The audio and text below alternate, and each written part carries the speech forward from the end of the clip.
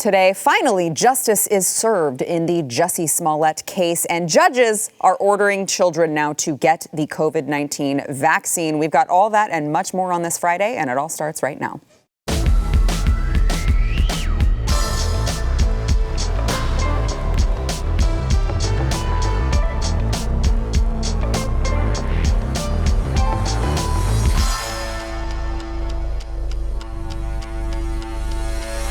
Welcome to the News and Why It Matters. I am Sarah Gonzalez, and yes, it is Friday in what has seemed like the longest week ever, at least for me. I don't know about anyone else, but we do have a full table today. It should be a good time. We've got Eric July, BlazeTV contributor and host of For Cannon's Sake, which you can find on YouTube. Also, John Doyle, who is also a BlazeTV contributor. This is true. This is very exciting. Also host of Heck Off Commie. True. Thank you for having me. Yeah, thanks for being here. That's a great name. Isn't it? Isn't it? Yeah. It's aged so well, too, because it's kind of like a cringeworthy joke now, but that sort of like out of touch, like, oh, he's just a stupid kid, has served me very well on YouTube because I'm radicalizing the youth, but at the same time, every time it gets flagged and, you know, some like blue hair administrators in charge of looking over the content, they click on it and they're like, this kid's a dork, and then they just click off and I'm okay. So I think a lot of that can be attributed to how stupid the name is actually. It was all, just say it was all planned that way. It was all. These people are playing checkers, I'm playing chess. All planned that way. Also, here again, Ariel Scarcella, culture commentator, digital creator. She's got a YouTube as well. You got to check it out. This should be a fun time with all of you YouTubers here. So let's get into Jussie Smollett. I myself am very excited to talk about this one. So Jussie Smollett found guilty on 5 of 6 counts of felony disorderly conduct yesterday evening.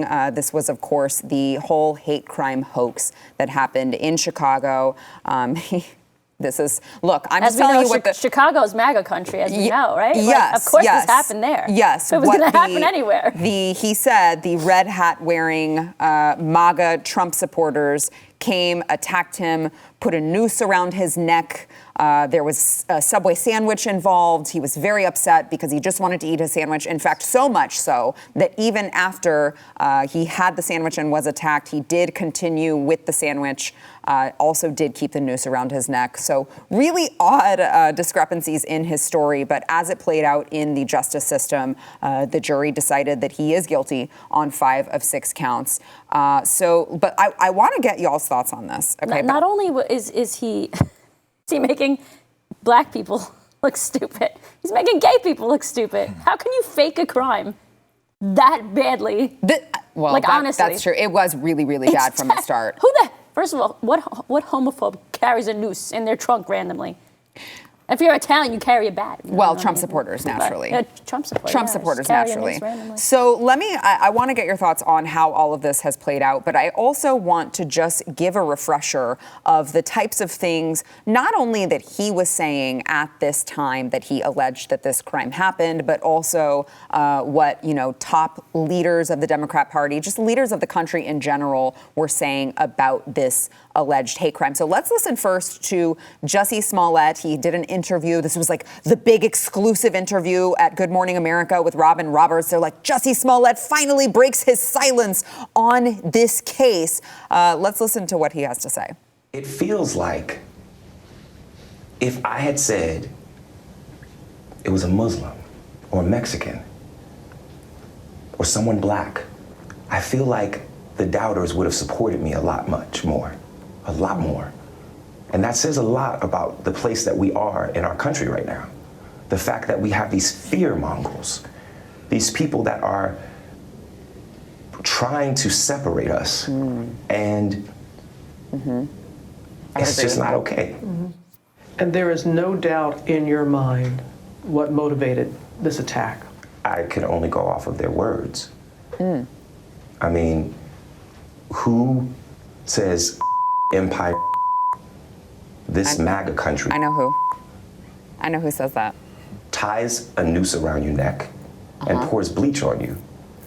And this is just a friendly fight.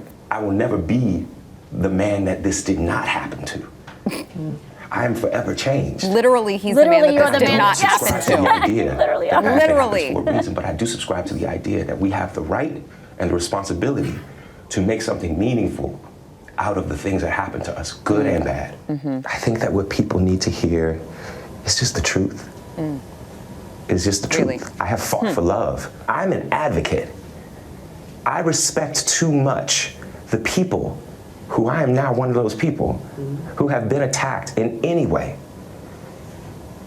You do such a disservice when you lie about things like this. Oh, do you do a disservice when you lie about things like this? And guys, I want to get your thoughts, but I would be remiss if I did not play Jussie Smollett, who, by the way, I don't think is a great actor to begin with, but here is Jussie Smollett crying these crocodile tears over what happened to him. The only problem is that he did it literally to himself. Watch.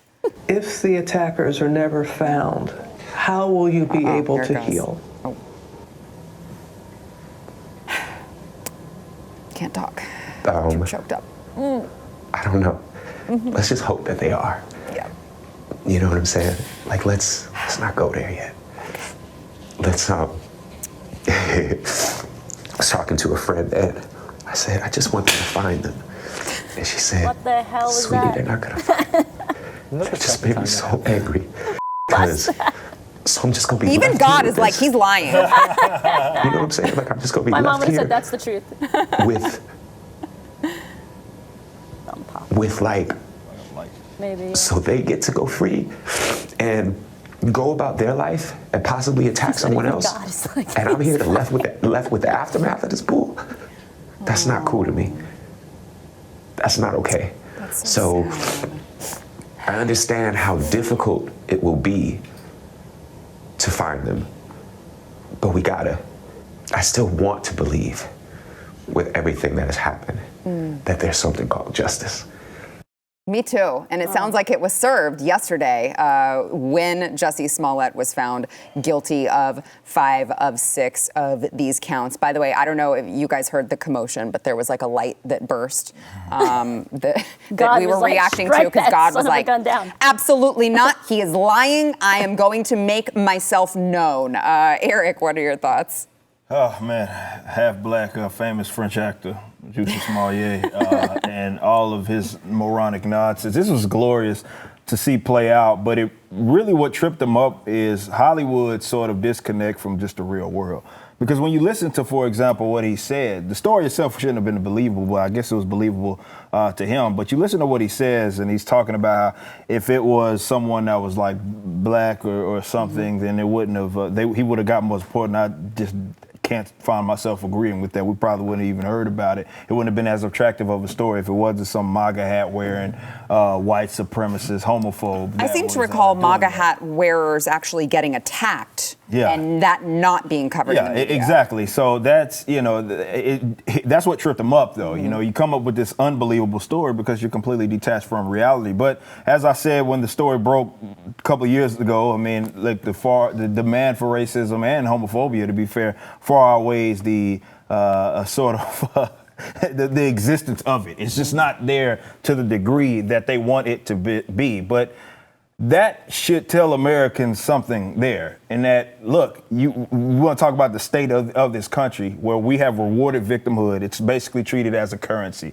And this is why weirdos come up with these false fraud stories to present themselves as like these guys that have survived such a vicious attack, even though that is never the case. And yeah, we can talk all day long about how, yeah, that sucks for people that have actually experienced, which ain't that many to be fair, have actually experienced what, let's say, he has experienced. But I'd rather much talk about the fact that we reward victimhood, not we, but you get the country at large. And everybody that went to, including the president and the vice president, jump into this guy's support immediately, having not vetted anything. And it's because it perpetuates a world that they want to exist, but it doesn't actually exist. And if they have to try to speak it into existence, that's exactly what they are going to do. That is the fundamental problem, I would say, with this country, that a story like that can gain legs and people believe it and not even vet it. It just goes to show how we've been rewarding victimhood because, again, it's treated as a currency. Yeah, John, to Eric's point, Vice President of the United States called this a modern-day lynching on her Twitter account. Yeah, that's actually the opposite of true. But she actually, I said this recently, and a lot of people were kind of like conditioned into this sort of Hillary Clinton's the worst. But I think when you really think about it, she's actually more unlikable than Hillary Clinton even. Like in terms of the history of American politics, I would make the argument that she is the least likable person to ever have any sort of public influence. But to Eric's point, like illustrating it in terms of like a supply and demand graph is so true, because they have such a strong demand for these sort of incidents to happen in order to justify their narratives, but they're not happening. And so they have to like manufacture them.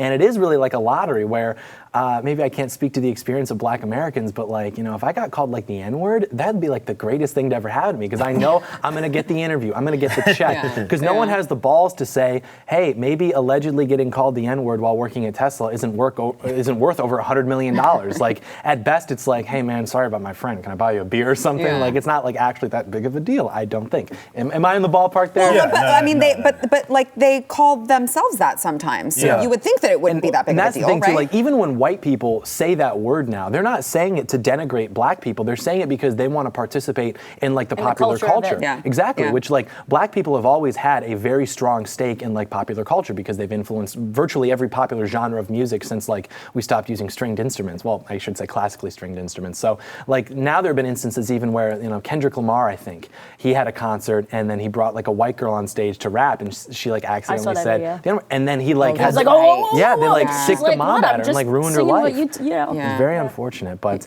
yeah, I think that there was a man with a funny mustache who once said that the bigger the lie, the easier it is for the people to believe it. And he had a lie that was big enough to where they were willing to jump on it, but it wasn't quite big enough to where it's like, okay, wait, this actually like straight up didn't happen. Like he's talking about bleach and nooses and all of these things, and it's like that just doesn't happen, because we all operate in political circles, and we kind of know, you know, we dip our toes into areas where people might actually like be racist. That's like not how racist people actually talk. Like racist people don't say things like that anymore. That's like this they're sneaky about it. Exactly. That's like a very, I went to public school and they told us how this is what racist people did 70 years ago, and like this is what they're doing now, and you just don't realize it. It's like, it's just not the case. Yeah. Ariel. You said it best. I think you nailed it. I think that if it's the same reason why the reason it's going viral, or that it went viral for a little while at least, was because it fits the democratic progressive narrative that this is a racist country. And then we have, you know, the Black man driving into six, whatever it was, killing 6 people in Waukesha, and that was barely covered. No, it was an SUV. It wasn't a man. It wasn't a Black man. It was an SUV. Yeah. And not even people. They were like white people. And this guy was an admitted Black nationalist. And it's like, their bar for these sort of narratives is so inverted, where you had a story last summer, or 2 summers ago, I should say, where there was a 5-year-old white kid named Cannon Hinnon who was executed in his front lawn in front of his siblings by a Black man. And it's like, and this is such a tired take, but it's true, like if the roles were reversed, you'd never stop hearing about that. But you look at the people who they idolize at martyr status, like literally painting wings on them and halos, people like George Floyd, who was a degenerate criminal, amateur porn star, robbing pregnant women at gunpoint, and it's like that's their bar for like what it takes to be a hero in these narratives. But it's like when the roles are reversed and you have white people being targeted by Black people, whether it's a kid or even like a mass act of violence with like a van, it's like they don't want to cover it. And it's just... It's bizarre behavior. It's desperate. It's like, why would they be propping up these terrible Well, that's because they can't find anything else, so they kind of try to latch on to what already... they don't have any good people. Exactly, so they have to make martyrs out of these people again. Because in the Democratic Party, they're so desperate for these things to be true that they'll latch on to anybody and everybody, which is why they tend to paint halos with some of the worst possible people they possibly can, because these instances simply aren't existing to the degree that they would like them to exist. So you got to try to find it where you can find it, or even in Jussie Smollett's case, you just make it up. Make it up. I was going to say, just make it up. Even with the Kyle Rittenhouse thing, like that one guy, I think Rosenbaum, they were tweeting about him like, rest in peace, he died fighting for justice. And you look at his record, not only was he like sodomizing children, he had like just gotten out of the mental hospital that day. He had been affiliated with like actual like skinheads, and he just like that wasn't even the worst decision he made. The N-word that evening at a Black Lives Matter riot. Which, and I've said this before, but like there was no way that guy was going to make it out. like he was on borrowed time the second he started doing that at that event. All right, well let's go ahead and take a break. We've got more to come. First, we want to thank our sponsor, Patriot Mobile. So you know, times are hard right now when you are a conservative. You sometimes feel like like we're talking about this right now. You sometimes feel like everyone is against you. You have mainstream media who's calling you all sorts of things. You can't go somewhere where you feel like you're accepted. Well, what you can do is, buy from companies that believe what you and I believe. And, we have to stick together now more than ever. There is one mobile phone company that has stood for defense of liberty, religious freedom, and more since 2012. That is Patriot Mobile. They are America's only Christian conservative wireless provider. They have the same nationwide coverage. It's 2021. So it's the same coverage that all of the major carriers use. It's the same towers that they all use. And Patriot Mobile has plans to fit any budget. They've got 100% US-based customer support. But more importantly, they share your values and they support organizations that are fighting for the things that you are fighting for, like religious freedom, sanctity of life, the things like the Constitution, which are lost on the other side of things. So they will even take a portion of your money, donate it to those causes. All right. Don't go with Big Mobile. You got to go to patriotmobile.com/news. You can get free activation with the offer code news. By the way, if you're a veteran or first responder, they're going to give you a discount on top of their already awesome prices. Support a company that loves America and loves and shares your values over at patriotmobile.com/news. That is patriotmobile.com/news. The Supreme Court this morning ruled that a lawsuit by abortion providers against the state of Texas over its abortion law may proceed, despite arguments by Texas that the way the law was written made it so that parties couldn't sue against the law until it was actually enforced. And Neil Gorsuch led this particular opinion. He said the court concludes that the petitioners may pursue a pre-enforcement challenge against certain of the named defendants, but not others. The court also let the law remain in effect pending the legal challenges. So while they will hear the case, they will allow the case to proceed. The law still will remain in effect pending these legal challenges.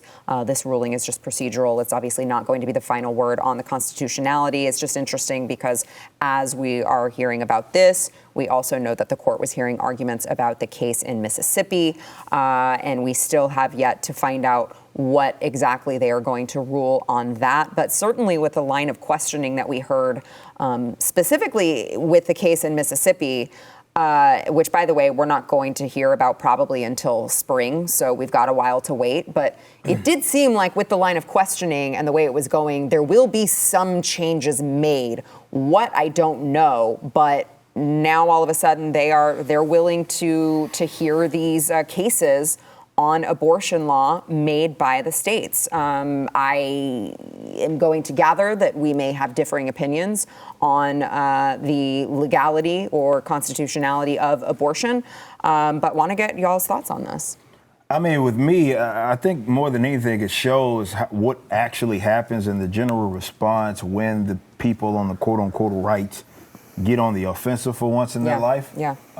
We saw this a little bit as well with the whole with the gun issues, and finally conservatives wake up and finally decide, instead of just being on the defense when they want to ban something, how about we just make it a lot more easier for people to be able to legally possess a weapon. Right. But they'll send, of course, the courts after you and try to do everything that they can to appeal it. This particular subject, though, has always been bizarre to me, just because of the way we talk about abortion, like kind of in this country, is like it's the only thing basically you have that you have as a woman, and any threat upon that, and I'll let you kind of speak more to that than I ever could, is a threat to womanhood altogether. Yeah. And it's a weird kind of thing. I guess you can say that kind of exists in some other not cultures, but like races and other stuff where it's like the only thing that it means to be that is exactly that. But this one in particular, I feel, is pretty contrary to you would think what it means to be a woman. Yeah, I mean, I would think that. I mean, that's my opinion. But hey, I'm just a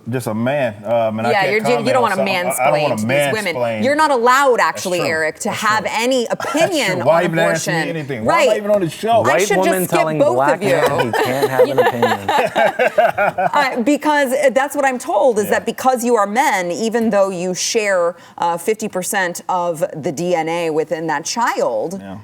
You're not allowed to have an opinion because you're a man. That's always my frustration with this, because obviously I am, a pro-life libertarian, but it's always my frustration with this whole conversation. This is a little deviating from the Supreme Court case, in that folks act like I can't have, or people act like you cannot have a position on that as if it has virtually no impact on a father or potential father. What is a father anyway, though? Yeah, that's true. In the event that, let's say, someone goes through with an unwanted abortion, let's say the father didn't want that, that could be a very traumatic experience. And in fact, I know people that I grew up with that have had to go through that, and they act like that doesn't exist because women's bodies and blah blah blah. It's a really weird way that we converse about this topic in this country. Yeah. Let me just, John, I want to, and Ariel, I do want to get your thoughts, but let me just also remind people, because I said the Texas abortion law, assuming that people would remember what exactly this is. So it bans abortion after 6 weeks of pregnancy. But the weird part about it that Texas tried to say you can't bring it to the Supreme Court yet because it isn't enforceable. It's allowing private individuals to bring suit in state court against people who allegedly perform abortions. So it was really weird and unique the way that they wrote it. But Eric, you just pointed out just now, that was Texas kind of going on the offense and saying, okay, we'll just be creative about the way that we pass this because ultimately, we believe that abortion is a states' rights issue and not a federal issue that should have been ever federalized, John. Which even that is kind of, conservatives trying to extend the olive branch to the left, because it's like we're making implicitly a moral argument and saying that, no, you should not be allowed to kill children. But then we're like, well, but we'll leave it up to the states to decide. And it's almost like, just be honest. Like, don't commit to it instead of like, oh, no, I love the Constitution. I like federalism and the 10th Amendment above like the lives of the unborn.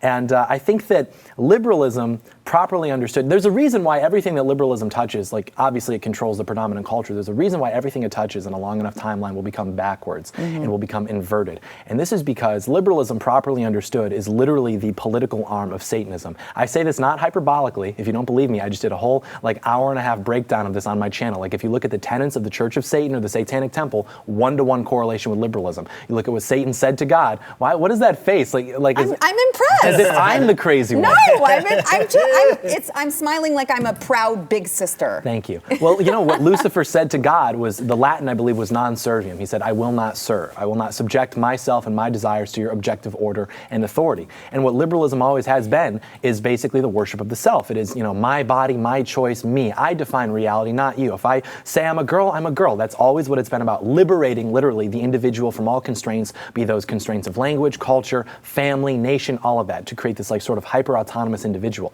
And so, as we said, the tenets of Satanism and everything, of course, align with that. And, it gets really hard to kind of read these arguments about viability and sentience and, the mother, and then kind of not recognize child sacrifice when you see it. And it's like, if you look at what takes these people out to the streets more than anything, more than economic issues with Occupy Wall Street, even more than racial issues with Black Lives Matter, what gets people to go to one centralized location, Washington, D.C. every year is the Women's March, Roe v. Wade, things like that. Because abortion is the ultimate sacrament of liberalism. It is the ultimate thing that they could achieve because it has liberated the individual from the thing which they would have the most responsibility for, which is the life of another human being. And if you look at sexual attitudes, properly understood, are probably also the driving force of all of humanity. And so they have taken that and they've completely inverted it. They have inverted what sex is as a bimodal reality, 2 genders, and they've said that's not true. You can be 3, 4, however many genders you want. They've inverted what sex is as an act. It's not just between a man and a woman to create life. It's 2 guys can do it too. And it's that's not exactly how that works. Or they've inverted the purpose of it. It's not to create life. You can kill that. It's just for pleasure, this sort of hedonistic attitude. So I think that is very evil and very satanic, and I think the Republicans should crush it into the ground, basically, because we do kind of have to decide as a society what problems are we going to have, because we're always going to have problems. And so I would rather than have a society that elevates death to this pedestal, which I think does subconsciously affect human attitudes towards okay, well, if my parents could have killed me, what value do I really have? And I would rather have problems of women getting those back alley abortions that we're taught to fear, because it's in my opinion, I'm sure you'll agree with this as a libertarian, it's if you enter someone's house and threaten their life, you forfeit your right to life, and then whatever happens, happens. 100%. So if you're trying to kill a baby and something happens to you during that procedure, Godspeed, but I'm not really going to lose sleep over that, to be honest, because it's not a black and white thing. If we ban abortions, there's going to be a black market, but we know that 86% of all abortions are done for reasons of personal convenience. I wanted to get an education, I want to keep working. It's not because of this life-threatening situation. So it's if we could reduce abortions by 86% in this country, I would consider that to be a win, because that's probably 860,000 children that we're saving. Yeah. So that's the take. Ariel, he's very eloquent. I was going to say, Thank you. you have to follow him. I disagree with some of the things you said, but I think you said it very well. Thank you. I appreciate that. I do. I really just want to talk more so about the culture. Yeah. Because that's like what my thing is. I think that the reason the right is finally fighting back or going on the offense, like you said, is because we have, like, I'll compare it to the trans rights issues. It's gotten to the point where we're letting, people that don't have any hormones or whatever. It's too radical. It's too much. And it's like the Black Lives Matter, propping up people like George Floyd, propping up criminals. And then we have people that are fighting, for the rights to a choice of with a woman's body. But they're going into the streets saying that, like, that it's a good thing we have abortion. Like, it shouldn't be. It's a good thing that you can control your body. But I wouldn't say abortion is a good thing because of what you're doing. Does that make sense? I don't know. I think that while I would disagree, and I think that it's a human life, I do think that there's a difference in someone saying abortion sometimes should be allowed under certain circumstances because you don't know what's happening, but like it shouldn't be something that you should be proud of. Correct. And then That's someone what I'm trying saying, to say. Right. I had as many, I had 10 million abortions. Shouldn't you be Right. proud of me? Yeah, That's what I'm saying. I understand I understand what you're saying. Yes. In that.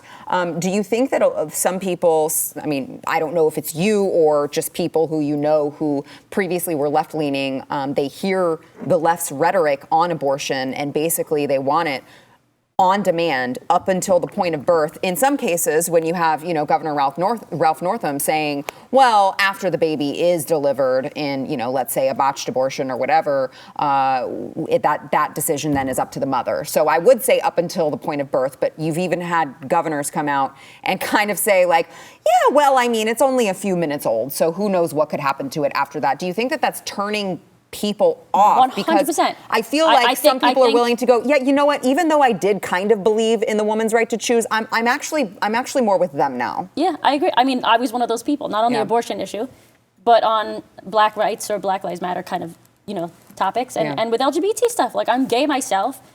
I'm sick of how far the left has gone. It's gone, like you said, it's what did you say, it comes full circle, or you said it's inverted. Yeah. It's inverted. Yeah, well, there's a pendulum, right? And the pendulum is about to swing back, I think. It already they've is. taken it too far. It already is. All right, we've got more to come, but we got to take a break, sorry. First, we want to thank our sponsor, Birch Gold Group. So I know you guys watch this program, so you realize that inflation is a big thing right now. It's a really serious matter. It is at the highs of the last couple decades. And even though we know how that works and why it happens, the Democrats are still pushing for another massive spending plan. So if you are freaked out about the impact that all of this additional spending is going to have on your already high inflation, number one, you would be correct. Number two, you really need to protect and diversify your savings into physical gold and silver with Birch Gold Group. They are the company that I recommend for precious metals. They have an A+ rating with the Better Business Bureau. They've got a ton of 5-star reviews, thousands of satisfied customers. They can help you protect your hard-earned savings. Don't wait until it's too late. And by the way,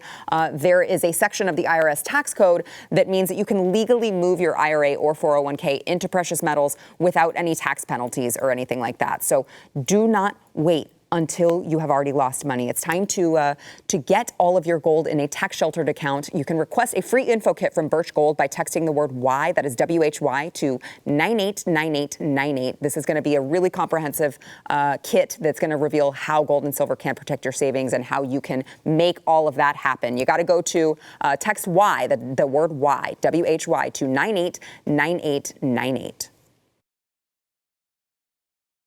A new survey from the Kaiser Family Foundation revealed that many parents are still concerned about giving their children vaccinations against COVID-19, which I read this to mean that many parents actually might still have things called reason and logic, which makes me very, very happy.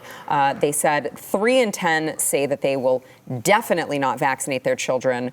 But then, let's see, 29% of parents with kids age 5 to 11 said that their kid is vaccinated or they're going to be right away when they become eligible. But a third of parents 5 to 11 say they want to wait and see how the vaccine is working for others before getting their younger child vaccinated. And then the 3 in 10 say they will definitely not. A further 7% say they will only do so if their school requires it. So only about half of parents say that they are confident that COVID-19 vaccines are safe for adolescents, and 44% say the same for younger children, compared to like 2/3 who think that it is safe for adults. Now, I do want to, by the way, they say that in the survey, majorities of parents said they do not have enough information about the safety, effectiveness, or side effects of the COVID-19 vaccines in children.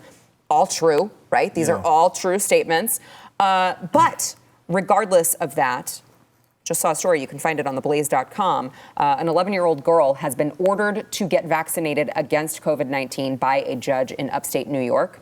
The ruling sides with the child's mother and against the child's father, who, by the way, is a scientist and a professor. So this is not some dumb idiot who doesn't know what he's talking about. They're going through this messy child custody issue with this divorced couple. And apparently the girl's two siblings, older siblings, 17 and 19, have already been vaccinated. The mother said, I want the 11-year-old vaccinated. The father reasonably said, I would like to wait because I want to see any of the studies that come out to show that it's safe for children just before we inject our 11-year-old. The judge said it could be years before any researchers have exacting accounts of either the short or long-term consequences of the administration of this vaccine on 11-year-old girls. So she said waiting to be sure, as the father asks, is simply untenable when the specter of a killing or incapacitating disease is swirling in the environment surrounding this young girl. But how many kids have actually died of COVID? It's 10? a great question, Ariel, but it's not a question I think that the judge is willing to answer, because in answering that question or even researching that question, the judge would find very quickly that what he or she is saying is not actually at all based in reality. Yeah. So it's a great question, really great question. But coming from New York, does this surprise you? No, it doesn't. Yeah. This is that's my hometown, full of idiotic liberals that just want, government paycheck. Yeah, legislating Yes. from the bench, I guess. So they said this court, weighing the child's best interest, cannot wait for the vaccine side effects or efficacy to be scientifically established beyond a reasonable doubt, or even to the father's satisfaction. The imminent risk of contracting the disease is too high, and the consequences of acquiring it potentially too dire. It just really goes to show how I'm impressed actually with leftists, because they're able to control and command the entire conversation, and everybody accepts their language and their set of circumstances, even though it doesn't make any sense. So the fact that the default that we operate upon is, okay, children must be and should be vaccinated is ridiculous. Let's be completely honest. Just the language itself, vaccinated and unvaccinated, it's like cut and uncut. It's assuming that you're supposed to be cut. Yeah, none of it, right? It's operating upon which should exist in their mind. But they don't have to, let's say, necessarily explain why that is the case. So like that judge, for example, or really anybody on this that's to the positive, or rather affirms that same position, does not get to be questioned upon the merit of exactly that. Like, okay, we're trying to jab a bunch of children between that age group who are, when I talk about statistically insignificant, like I don't always use that term, but I think in this context we have to use it when it comes to both hospitalizations for people that age as well as death. So the fact that we operate like that is the case makes no sense whatsoever, unless there is something demonic actually going on, and that is a freaking demon that would dare to suggest that this kid must be vaccinated, and then have nerve to just admit, like, well, we're never gonna know. Well, at least not anytime soon. Right, so why wait? Just go ahead, do it. Let's see what happens later. I don't like the fact that you have to even explain yourself, but when you look at the actual data, and then you look at the fact that among young people, within those younger age groups, and having these sort of myocarditis and heart-related issues that have been confirmed by them, like it's not an opinion. We have other countries who won't give it to younger people. Yes, that's such as the Moderna. They won't even give it to young people for that exact reason. Yet we still they must get it. Why? I asked why. It's like, well, they might spread it to their, immunocompromised parents. Well, they could do that if they were jabbed too. So it doesn't, we're operating upon their set of circumstances in terms of why. That's what they're so creative at. This is why I know it's kind of a different subject matter, but the quote unquote right does this as well with them. They accept the terms like, hey, here's this subject matter. It actually disproportionately impacts black people. Like, That doesn't mean that it's wrong or right just because it does that. Is it wrong? Is it wrong? Stop accepting their set of circumstances and terms, man. That's how they win. Yeah, John.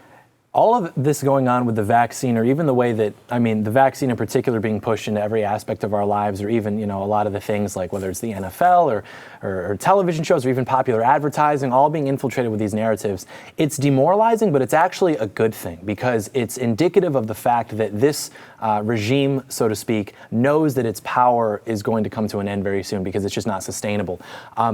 People are waking up. It's gotten so ridiculous that it's forcing people to wake up. Would you agree with that? I don't really believe that the individual has agency. I think that this has probably been the biggest mistake that the Enlightenment made, is sort of thinking that the average person has the capacity to be like a free thinker.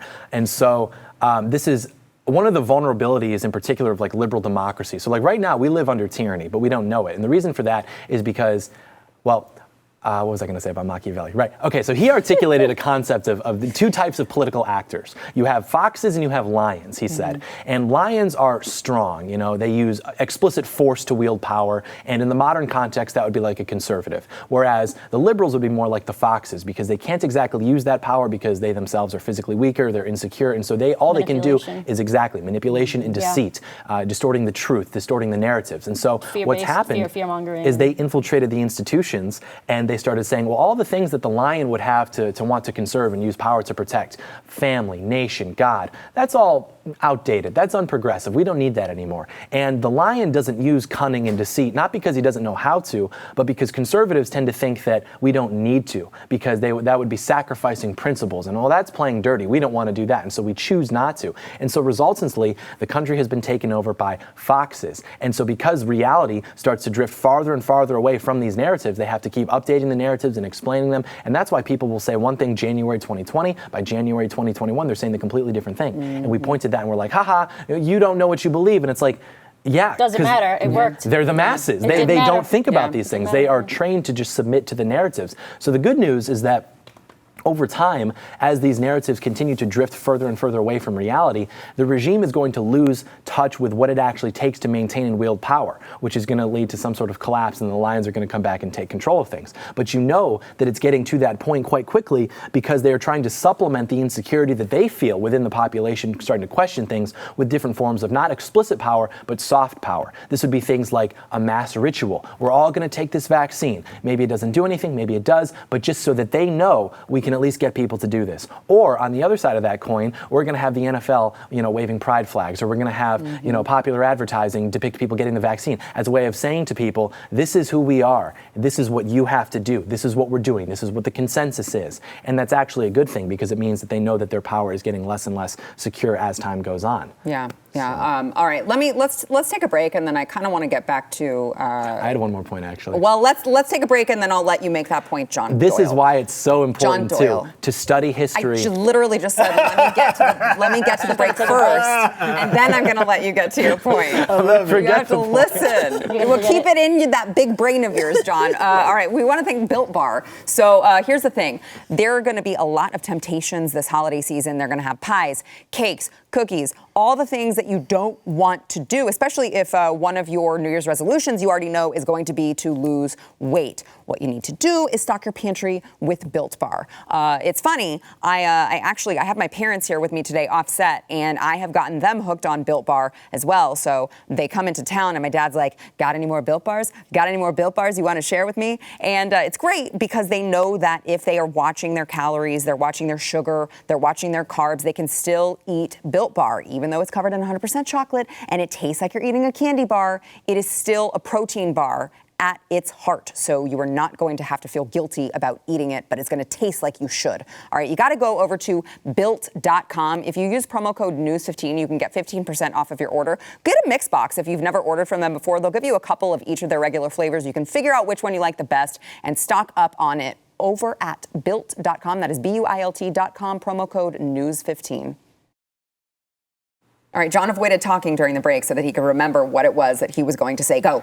I did. And first of all, thank you for letting me finish my point. I am so blessed to have this opportunity. But as I was saying, I think it is so important for people who understand sort of what's going on to outsource their education in terms of history to things that exist outside of airport bookstores and even public education, because it's like our entire concept of history and tyranny in particular was taught to us by like a liberalized education system. And so what they're saying, literally like the state education. And so what they told us was tyranny is when there's a guy and he's just crazy and he gets all these people to listen to him and then he just has total control over you. And that's a dictator and that's bad. And it's all of this centralized power and it's all being wielded against you. And we're like, well, as long as we don't have that, we're good. But it's like the tyranny that we live under right now is ideological tyranny. It doesn't have to necessarily be centralized. It's not like a government controlling the government media and government corporations all screwing you over, but they're all serving the same ideological thing. So it doesn't have to be centralized. It's decentralized, but that doesn't mean it's less power. It's still cumulatively screwing you over, but we don't realize it. I would think it's more powerful because we're not aware of it. It's more subtle. We don't have someone we can point at and be like,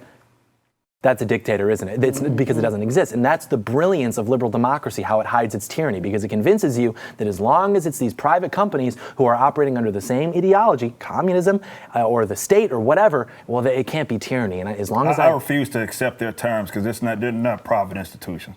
Because I think them hijacking that and actually being able to act as if they're acting as private actors when they're serving the ideology of leftists, particularly Marxists more directly, I refuse to accept that as like private. I will not grant them that term. I just refuse to do it. I agree with that, actually. I refuse to do it. But that's what's scary about it, too, is it's like, we get it, right? But because we live under democracy, everything that the regime does is justified. Yes. So they command the narratives which define the reality of the masses, whose votes are just as important as ours. And it's like, even if we get what's going on, it doesn't matter, because all the actions of the regime are going to be justified by the voting. That's all going to affect us directly.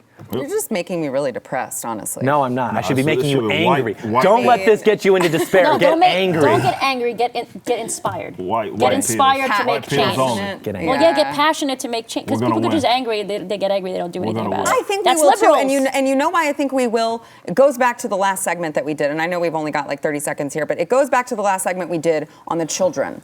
Yes. I would like to believe as a mother that it's going to be all the parents out there that are finally, they're seeing all of their schools turn to CRT. Yes. They're seeing all the radicalism. Yes. They're seeing their kids have to use, gender neutral bathrooms, changing rooms. They're seeing them try to inject their kids with a vaccine against their consent. And they're like, hold on a second, this is my child. You don't have authority over them. And I'm hoping that what happened in Virginia is going to resonate. And to the point I've been making for the last decade, John just alluded to it. Getting that message out there to things outside of that individual thing that they control, such as public education, is going to be key in order to sort of influence that current generation and next generation. Yeah. All right. We got to take a break. We'll be back.